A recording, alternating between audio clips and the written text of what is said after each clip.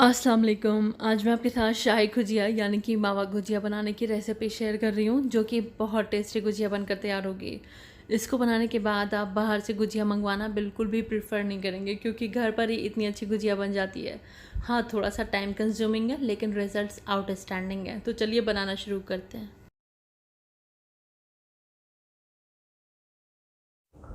शाही गुजिया बनाने के लिए सबसे पहले हमें एक पैन लेना है और इसमें 1 टीस्पून घी गरम कर लेंगे। देसी घी यूज़ करेंगे तो बेस्ट है।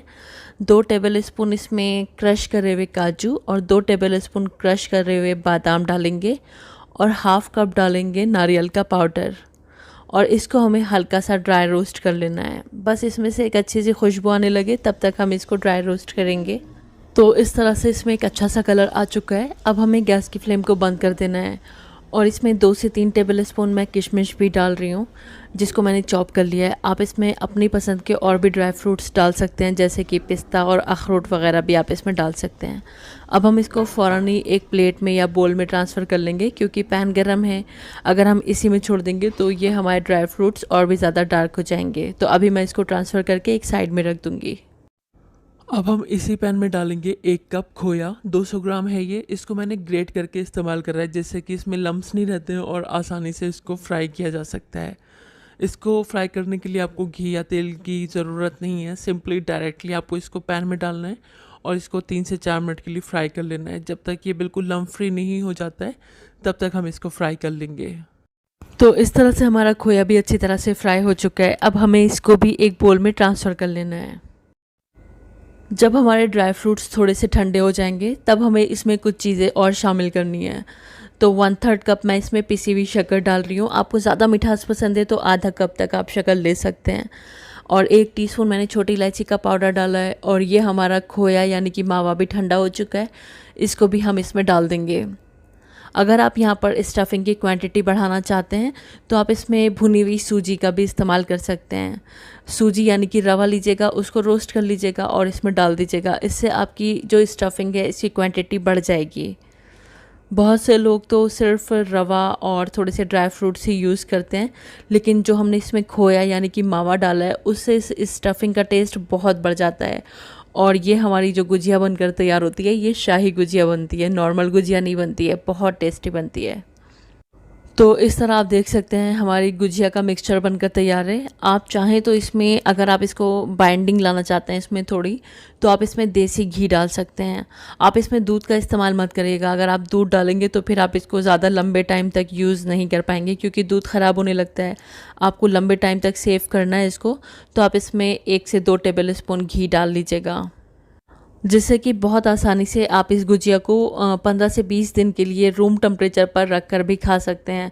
हाँ, अगर आपने इसमें दूध डाल दिया तो फिर इतना लंबा टाइम रखने की बिल्कुल भी गुंजाइश नहीं होगी, क्योंकि हम सभी जानते हैं दूध जो है वो बहुत जल्दी ख़राब होने लगता है। तो अभी इस स्टफिंग को हम रख देंगे एक साइड में और चलते हैं आटा गूंदने के लिए। तो यहाँ पर हम एक बोल ले लेंगे और इसमें लेंगे 2 कप मैदा। अगर आप वेट में मेजर करेंगे तो ये 300 ग्राम मैदा है। अब इसमें 1/3 कप यानी कि 80 ml के करीब घी डालेंगे। अगर आप देसी घी का यूज़ करेंगे तो बेस्ट है, और अगर देसी घी नहीं है तो फिर डालडा घी भी यूज़ कर सकते हैं। आधा टीस्पून इसमें नमक डालेंगे। नमक डालेंगे ज़रूर, ऐसा नहीं है कि आप इसमें नमक ना डालें, क्योंकि ये मीठी है। मीठी चीज़ में हम जब थोड़ा सा नमक डालते हैं तो जो फ्लेवर्स होते हैं मिठास के, वो बहुत बैलेंस हो जाते हैं। अब हमें इसका मोयन बनाना है, तो दोनों हाथों से इस तरह से आपको इसको रब करना है। इससे क्या होगा, आटा जो है इसमें बहुत ही ज़्यादा खस्तापन पैदा होगा और हमारी गुजिया एकदम खस्ता और फ्लेकी बनकर तैयार होगी। ये देखें, जब हम घी अच्छी तरह से मिला देंगे तो इसमें बाइंडिंग सी आने लगेगी, तो समझ लीजिए ये अच्छे से मोयन तैयार हो गया है। अब हमें आटा गूंद लेना है, तो थोड़ा थोड़ा सा इसमें पानी डालेंगे। मैंने 1 कप पानी लिया है, लेकिन ये 1 कप इसमें नहीं जाएगा, तकरीबन आधा कप पानी इसमें जाएगा। अब हमें इसमें अच्छी तरह से पंच लगाने हैं। हमें इसका एक स्टिफ डो गूंदना होता है। अगर आपने इसको सॉफ्ट गूंद दिया तो फिर आपकी गुजिया बिल्कुल ख़राब हो जाएगी, इसलिए बहुत ध्यान रखिएगा पानी का। ये देखिए, आधा कप पानी इसमें पूरा गया है। अब बस हल्के से पानी के छींटे डालकर हमें इसको सॉफ्ट कर लेना है। अब पंच अच्छी तरह से लगाएंगे 4 से 5 मिनट के लिए, क्योंकि आटा जितना अच्छा गूंदा हुआ होता है उतनी ही अच्छे हमारी कोई भी चीज़ का रिज़ल्ट आता है और ये देखिए बस आधा ही कप पानी मैंने इसमें यूज़ करा है। अब इसके ऊपर हल्का सा घी लगा देंगे जिससे कि इसकी ऊपरी परत ना सूखे और उस पर पपड़ी ना जमे, और इसको ढक कर रख देंगे। अब मैं इसको ढककर 10 से 15 मिनट के लिए रखूँगी। शाही गुजिया की चाशनी बनाने के लिए सबसे पहले हमें चाहिए है 2 कप शक्कर, तकरीबन 400 ग्राम शक्कर है ये। और इसमें हम शक्कर की क्वांटिटी का आधा पानी डाल देंगे, यानी कि इसमें 1 कप पानी डाल देंगे। अगर आप ग्राम्स में मेजर करेंगे, ml में मेजर करेंगे तो 250 ml मैंने इसमें पानी डाला है।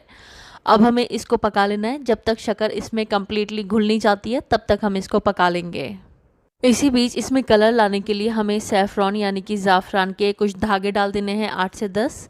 अगर आपके पास ज़ाफ़रान नहीं है तो फिर आप फूड कलर का भी इस्तेमाल कर सकते हैं, येलो या फिर ऑरेंज फूड कलर आप यूज़ कर लीजिएगा। और इस शुगर सिरप को क्रिस्टलाइजेशन से बचाने के लिए 4 से 5 ड्रॉप नींबू के रस के डाल देंगे। नींबू का रस डालने से ये जो हमारी चाशनी बनेगी ये क्रिस्टलाइज नहीं होगी, यानी कि ये जमेगी नहीं। अब हमें इसको पका लेना है। जब तक इसमें एक अच्छे से खौल नहीं आ जाती है तब तक हम इसको पकाएंगे। तो ये देखिए इसमें खूब अच्छे से खौल आना शुरू हो गई है और जो हमने शक्कर इसमें डाली थी वो पानी में अच्छी तरह से घुल चुकी है। कोई भी अब उसका दाना यानी कि क्रिस्टल दिखाई नहीं दे रहा है। इसका मतलब है यहाँ पर हमारी चाशनी बनकर तैयार हो गई है। अब हम इसमें आधा टीस्पून छोटी इलायची का पाउडर भी डाल देंगे। आप चाहें तो 1 टीस्पून केवड़ा वाटर भी डाल सकते हैं, जिससे कि इसकी खुशबू और भी ज़्यादा बढ़ जाएगी। यहाँ पर हमारी चाशनी बनकर तैयार हो गई है। ये देखिए अब हमें गैस की फ्लेम को बंद कर देना है और इस चाशनी को थोड़ा सा ठंडा होने के लिए रख देना है। हमें गुजिया के लिए बहुत गर्म चाशनी नहीं चाहिए होती है। चाशनी जो होनी चाहिए वो हल्की गुनगुनी होनी चाहिए। गुनगुनी सी चाशनी में हमें डालनी होती है गरम गुजिया, यानी कि चाशनी जो है वो ल्यूक वार्म होनी चाहिए, गरम नहीं होनी चाहिए। तो अभी हम इसको थोड़ा सा ठंडा होने के लिए रख देंगे। इस दरमियान हम दूसरी तैयारी कर लेते हैं। 10 से 15 मिनट के बाद हमें इसमें हल्के हल्के पंच और लगा देने हैं, जिससे कि हमारा जो आटा है वो और भी ज़्यादा स्मूथ हो जाएगा। और अब हमें इसको छोटे छोटे से पोर्शंस में डिवाइड कर लेना है। एक मीडियम साइज़ का जो नींबू होता है ना, बस इतना ही बड़ा हमें इसको लेना है, क्योंकि हमें गुजिया जो होती है ना एक नॉर्मल से साइज़ की बनानी होती है, बहुत बड़ी नहीं बनानी होती है। तो इस तरह से हम इसके छोटे छोटे से पोर्शंस कर लेंगे और इसके पेड़े बना लेंगे। इतने आटे के डो में आपकी तकरीबन 18 से 19 गुजिया बनकर तैयार होंगी। और ये देखिए गुजिया बनाने के लिए बस मैंने एक छोटा सा पेड़ा बनाया है। जैसे कि हम पूरी बनाते हैं ना, छोटे छोटे पेड़े लेते हैं, बस उसी तरह से लेना है और पूरी ही की तरह इसको बेलना है। बहुत ज़्यादा इसको बड़ा नहीं बेलेंगे, बस 3 से 4 इंच की डायमीटर में हमें इसको बेल लेना है, इस तरह से।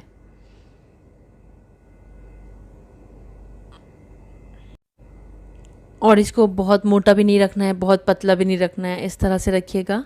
और अब हमें इसके बीच में रख देनी है स्टफिंग जो हमने तैयार करी थी। 1 से 1.5 टेबल स्पून स्टफिंग इसमें रखेंगे। बहुत ज़्यादा स्टफिंग भी नहीं रखेंगे वरना फिर गुजिया के फटने के चांसेस हो जाते हैं। इसके किनारों पर हमें पानी अप्लाई कर देना है, जिससे कि अच्छे से चिपक जाएगी। अगर आपने पानी नहीं लगाया तो फिर आपकी गुजिया के ठीक से चिपकने के बिल्कुल भी चांसेस नहीं होंगे और फिर फ्राई करते टाइम आपकी गुजिया खुल जाएगी और सारे जो गुजिया की स्टफिंग है वो तेल में फैल जाएगी।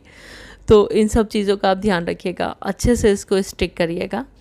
पहले अच्छे से पानी लगाइएगा, फिर उंगली से अच्छी तरह से चिपका दीजिएगा, इस तरह से।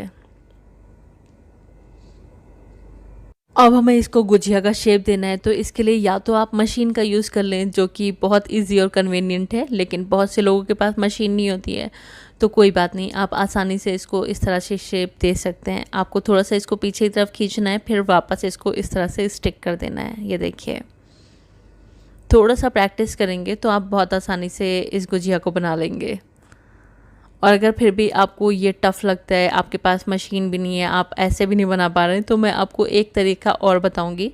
उस तरीके से भी बहुत आसानी से आप गुजिया को बना सकते हैं, लेकिन थोड़ी सी प्रैक्टिस अगर आप करेंगे तो बहुत अच्छी आपकी गुजिया बन जाएगी।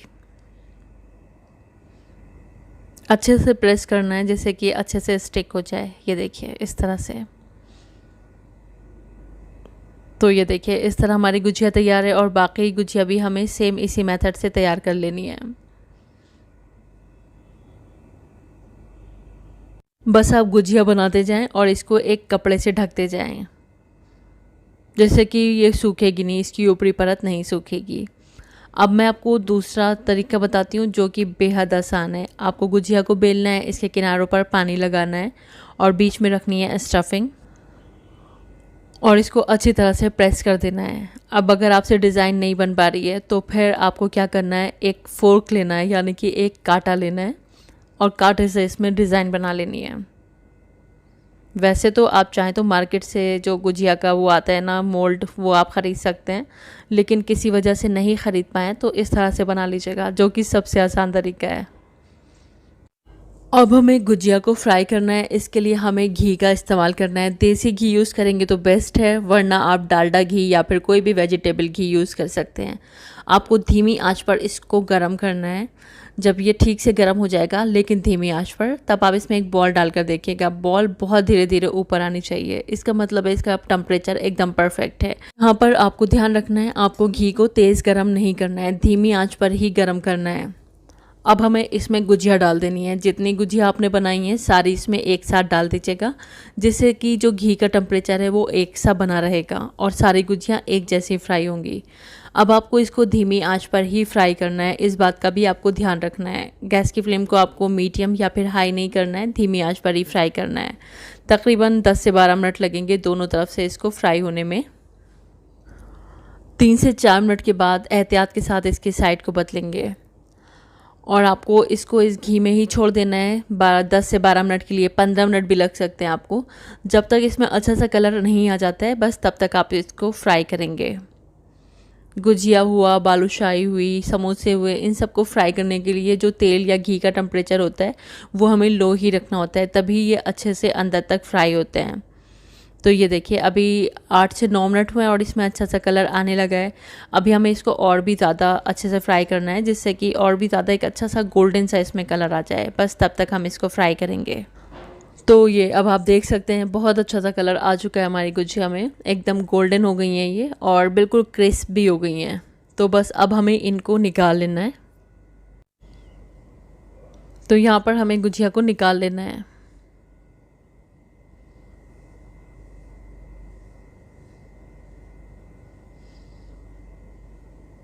अब हमें ये गरम गुजिया डाल देनी है ल्यूकवार्म चाशनी में। वो जो चाशनी हमारी हल्की सी ठंडी हो चुकी है उसमें हम इसको डाल देंगे, बस 3 से 4 मिनट के लिए। ज़्यादा देर तक के लिए हमें इसको चाशनी में नहीं छोड़ना है, वरना फिर ये सौगी हो जाएंगी।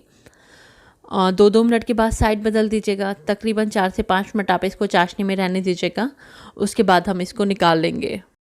तो यहाँ पर तकरीबन 4 से 5 मिनट के लिए मैंने इसको चाशनी में छोड़ दिया था। बीच में मैंने साइड्स को ऊपर नीचे कर दिया था और ये देखिए हमारी शाही गुजिया बनकर तैयार है।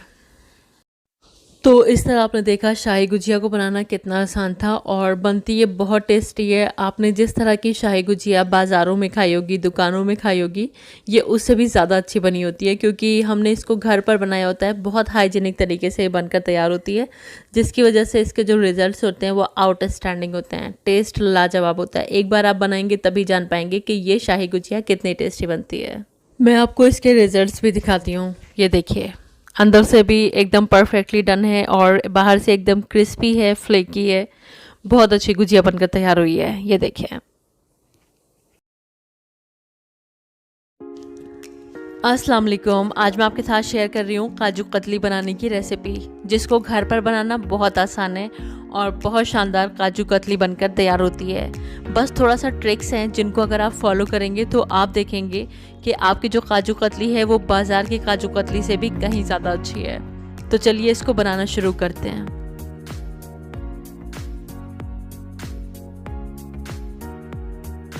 काजू कतली बनाने के लिए 2 कप हमें लेने हैं काजू। मैं यहाँ पर टुकड़ा काजू का इस्तेमाल कर रही हूँ, क्योंकि आखिर में ये कतली बन जाएंगे तो बिल्कुल भी ज़रूरी नहीं है कि आप यहाँ पर अच्छे और महंगे वाले काजू का इस्तेमाल करें। आपको काजू को आधे घंटे के लिए फ्रीज़र में रखना है, उसके बाद इस्तेमाल करना है, जिससे कि जब हम इसको ग्राइंड करेंगे तो फिर जो काजू होते हैं वो तेल छोड़ते हैं ग्राइंड करने के बाद। अगर ये ठंडे होंगे तो फिर तेल छूटने के चांसेस काफ़ी कम हो जाएंगे और ये आसानी से ग्राइंड हो जाएंगे। तो मैंने यहाँ पर ठंडे काजू लिए हुए हैं। अब मैं यहाँ पर एक ग्राइंडर ले लूँगी और काजुओं को ग्राइंड कर लूँगी। 2 हिस्सों में मैं इसको ग्राइंड करूँगी, यानी कि 2 बार ग्राइंड करूँगी, ताकि ये आसानी से अच्छे से ग्राइंड हो जाएं। तो चलिए अभी इसको ग्राइंड कर लेते हैं। इसको ग्राइंड करने के लिए बस 3-3 सेकंड के लिए आपको इसको पल्स मोड पर चलाना है। आपको इसको बहुत देर ग्राइंड नहीं करना है। 3 सेकंड ग्राइंड करिए, ग्राइंडर को बंद कर दीजिए, फिर 3 सेकंड ग्राइंड करिए और बंद कर दीजिए। इस तरह से 2-3 बार आप करेंगे तो आप देखेंगे आपके काजू एकदम परफेक्टली ग्राइंड हो गए हैं। तो ये देखिए यहाँ पर हमारे काजू ग्राइंड हो चुके हैं। इसी तरह से हमें दूसरा बैच भी ग्राइंड कर लेना है। इसके बाद हम इसको छान लेंगे। एक मोटी छन्नी लीजिएगा और इसको छान लीजिएगा, और अगर मोटे इससे ऊपर आ रहे हैं तो उनको फिर से ग्राइंड कर लीजिएगा। अब मैंने यहाँ पर 1/3 कप लिया हुआ है मिल्क पाउडर। मैं डेयरी वाइटनर यूज़ कर रही हूँ नेस्ले का। आपके पास जो भी मिल्क पाउडर अवेलेबल हो या आपके घर के आसपास मिलता हो आप उसका इस्तेमाल कर सकते हैं। कोई बाउंडेशन नहीं है कि आपको ये वाला यूज़ करना है या वो वाला यूज़ करना है। अब हम यहाँ पर चाशनी बनाएंगे। तो हम लेंगे 1 कप यानी कि 200 ग्राम शक्कर और 1 ही कप पानी डाल देंगे, यानी कि 250 ml इसमें पानी डाल देंगे और शक्कर के पानी में घुल जाने तक इसको पका लेंगे। यहाँ पर हमें 1 तार या फिर 2 तार नहीं बनाना है, सिंपली शक्कर को पानी में मेल्ट कर लेना है और मीडियम फ्लेम पर 1-1.5 मिनट के लिए और पका लेना है। अब मैं इसमें डाल रही हूँ 1 टीस्पून रोज़ वाटर। आप केवड़ा वाटर भी डाल सकते हैं या फिर आप ये दोनों ही फूड एसेंस स्किप भी कर सकते हैं, लेकिन डालेंगे तो टेस्ट अच्छा आता है। अब हमने जो पाउडर बनाया था काजू का वो हमें इसमें पूरा एक साथ डाल देना है और इसको मिला देना है।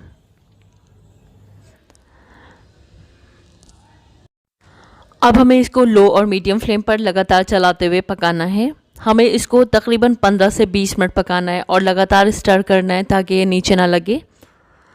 आप देखेंगे ये जो काजू कतली बनती है ना बहुत सस्ती बनती है। बाहर जब हम मार्केट में काजू कतली ख़रीदने जाते हैं तो ये 1000-1200 रुपये किलो बनती है, और घर पर यही काजू कतली अभी ये जो मैं बनाकर तैयार करूँगी ये तकरीबन 600 से 700 ग्राम बन जाएगी सिर्फ 200 से 225 रुपये में। इंडियन प्राइस इसका आपको तकरीबन 225 रुपये पड़ेगा। तो बहुत सस्ते में बहुत शानदार ये बर्फ़ी बन जाती है।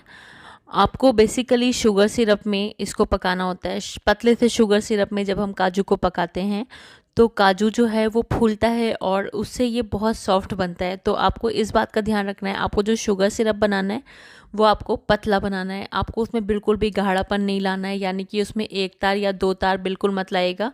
सिर्फ शक्कर को मेल्ट करिएगा और काजू का पाउडर डाल दीजिएगा। तो इस तरह देखेंगे आपकी जो ये काजू कतली बनेगी वो एकदम परफेक्ट बनेगी। और आप इसको लगातार चलाते हुए पकाइएगा। आप इसको छोड़कर 1 या 2 मिनट के लिए भी इधर से उधर मत जाइएगा। अगर आपने इसको छोड़ दिया तो फिर ये नीचे लगना तय है, और अगर ये नीचे लग जाएगी तो फिर काजू कतली का टेस्ट ख़राब हो जाएगा। तो कुछ चीज़ों का जब आप ध्यान रख कर ये कतली बनाते हैं तो बिल्कुल बाजार जैसी एकदम परफेक्ट आपकी कतली बनकर तैयार होती है।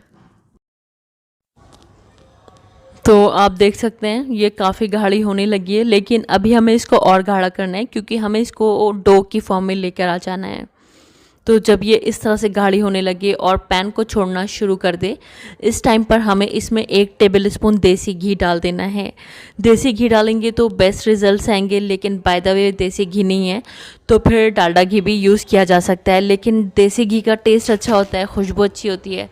तो कोशिश करेगा कि आप देसी घी का ही इस्तेमाल करें। घी बहुत थोड़ा सा जाता है लेकिन जाता ज़रूर है। इससे एक चमक भी आती है और ये आसानी से पैन को भी छोड़ने लगता है। तो आप देख सकते हैं अब ये पैन को काफ़ी हद तक छोड़ने लगा है। काफ़ी अच्छे से हमारे यहाँ पर ये काजू कतली का जो मिक्सचर है ये पक चुका है। इससे ज़्यादा हम इसको नहीं पकाएंगे, ये थोड़ा सा हल्का सा बहती हुई फॉर्म में होना चाहिए। ये देखिए इस तरह से, क्योंकि ये जब ठंडा होगा तो ये अपने आप थोड़ा सा और सख्त हो जाएगा। तो इसी पॉइंट पर मैं इसको एक दूसरे बोल में ट्रांसफ़र कर दूंगी, क्योंकि यहाँ पर पैन गर्म है। अगर हम इसको इसी में छोड़ देंगे तो फिर हमारे ये जो काजू कतली का मिक्सचर है नीचे से लग सकता है। तो इसको सेफ़ रखने के लिए हम किसी भी प्लेट या बोल में इसको ट्रांसफ़र कर देते हैं। थोड़ा सा इसको ठंडा करेंगे, बस 6 से 7 मिनट के लिए। इसको हमें ज़्यादा ठंडा नहीं करना है। अगर आप इसको ज़्यादा ठंडा कर लेंगे तो फिर आप इसको काजू कतली का शेप नहीं दे पाएंगे। बस इतना ठंडा करिएगा कि आप इसको हाथों से टच कर पाएँ। उधर एक प्लेट या बोल को हल्का सा घी से ग्रीस कर लीजिएगा। अगर आप इसको ऐसे ही डायरेक्ट उसमें ट्रांसफ़र कर देंगे तो फिर ये उसमें चिपक जाएगा। तो अभी मैं इसको एक बोल में ट्रांसफ़र कर देती हूँ जिसको मैंने पहले से ग्रीस करके रखा हुआ है, और 6-7 मिनट के लिए छोड़ दूँगी। जब ये छूने के लायक हो जाएगा तब हम इसको बर्फ़ी का शेप देंगे। तो यहाँ पर मैंने एक शीट ले ली है। मैंने यहाँ पर बच्चों की कॉपी पर कवर चढ़ाने वाली शीट ली है। इसको मैंने वॉश करके क्लीन कर लिया है। आप चाहें तो बटर पेपर का भी इस्तेमाल कर सकते हैं। तो यहाँ पर हमारा जो मिक्सचर हल्का सा ठंडा होना शुरू हो गया है, वो हमें इसके ऊपर डाल देना है। ध्यान रखना है इस मिक्सचर को हमें गर्म में ही शेप देना है। अगर ये बिल्कुल ठंडा हो जाएगा, नॉर्मल टेम्परेचर पर आ जाएगा, तो फिर आप इसको बर्फ़ी का शेप नहीं दे पाएंगे। इस तरह से हम इसको स्मूथ करेंगे, चिकना कर लेंगे। वैसे काजू कतली बनाने की शीट मार्केट में आती है, जो कि थोड़ा सा मुश्किल से मिलती है, तो क्यों नहीं हम वो चीज़ें यूज़ करें जो हमारे घर पर अवेलेबल होती हैं। तो या तो आप बटर पेपर यूज़ कर लीजिएगा, या फिर इस तरह से बच्चों की कॉपी पर कवर चढ़ाने वाली शीट यूज़ कर लीजिएगा, और इस तरह से इसको गूंथ सा लीजिएगा। तो आप देख रहे हैं बिल्कुल आटा टाइप का लग रहा है, जो चपाती बनाने वाला आटा होता है, बिल्कुल उसी की शक्ल में आ जाएगा। उसी तरह से एकदम चिकना भी हो जाएगा। तो यहाँ पर मैंने इसको बिल्कुल स्मूथ कर लिया है। अब हम दूसरी शीट लेंगे और इसके ऊपर रख देंगे। अब हमें इसको बेलना है, तो हल्का सा हाथों से बढ़ाकर इसको बेलन से बेल लेंगे। हमें इसको चारों तरफ से बराबर सा बेलना है। प्रेशर जो है वो चारों तरफ बराबर लगाइएगा। ऐसा नहीं हो एक तरफ से आप इसको पतला कर दें, एक तरफ से मोटा कर दें। तो इसको हम बहुत पतला भी नहीं करेंगे, लेकिन हाँ बहुत मोटा भी नहीं रखेंगे, क्योंकि जो काजू कतली होती है वो थोड़ी पतली साइड पर ही होती है, लेकिन बहुत पतली भी नहीं होती है। तो थोड़ा सा इसको मैं ओवल सा बेल रही हूँ, ताकि इसको स्क्वायर में कट करने में आसानी हो। थोड़ा सा लंबा लंबा बेलिएगा तो आसानी रहेगी। और अब हमें ये ऊपरी जो हमारी शीट है इसको हटा देना है, और अब हमें इसके ऊपर रखना है वरक।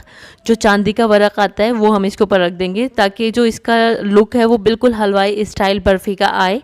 लेकिन अगर आप वरक यूज़ नहीं करना चाहते तो आप इसको भी स्किप कर सकते हैं, क्योंकि ये जो रेसिपी है सिर्फ 2 चीज़ों से बन जाती है, काजू और शक्कर। लेकिन ये लगाएंगे तो इसका लुक अच्छा आएगा, इसलिए मैं इसको लगा रही हूँ।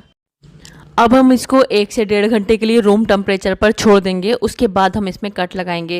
ये थोड़ा सा सॉलिड हो जाए, थोड़ा सा हार्ड हो जाए, उसके बाद ही कट लगाएंगे, क्योंकि अभी ये बहुत सॉफ्ट है। हम इसमें कट लगाएंगे तो ये टूट भी सकती है। 1 से 1.5 घंटे के बाद हम इसमें कट लगा लेंगे और इसको बर्फ़ी नुमा काट लेंगे। आप जिस शेप में चाहें इसको काट सकते हैं। तो आपने देखा घर पर काजू कतली बनाना कितना आसान था, बहुत ही आसान तरीके से। और ख़ास बात यह है कि बहुत कम इंग्रेडिएंट में और बहुत सस्ते में ये बर्फ़ी आप घर पर बना सकते हैं। यही बर्फ़ी बाज़ार में आपको दुगने तिगने दाम पर मिलेगी, और घर पर बना लेंगे तो बहुत आसानी से बहुत सस्ते इंग्रेडिएंट्स के साथ आप ये शानदार बर्फ़ी बना सकते हैं। तो इस तरह से हमारी काजू कतली बनकर तैयार है, और आपने देखा कि कितनी आसानी से हमने इसको बना लिया। बस कुछ बातों का ध्यान रखना है आपको, तो आप देखेंगे आपकी काजू कतली एकदम परफेक्ट बनेगी। तो एक बार मैं फिर से आपको दोहराना चाहूँगी, आपको किन किन बातों का ध्यान रखना है। नंबर 1, आपको चाशनी बिल्कुल पतली बनानी है। शक्कर को पानी में बस घोल लेना है और 1 से 1.5 मिनट और पका लेना है। आपको यहाँ पर गाढ़ी चाशनी नहीं बनानी है। अगर आपने गाढ़ी चाशनी बना ली तो फिर आपकी काजू कतली हार्ड हो जाएगी। नंबर 2, आपको काजू को थोड़ा सा ठंडा कर लेना है, तो आधे घंटे के लिए फ्रीज़र में रख दीजिएगा ग्राइंड करने से पहले, और जब वो ठंडे हो जाएं उसके बाद ग्राइंड करिएगा।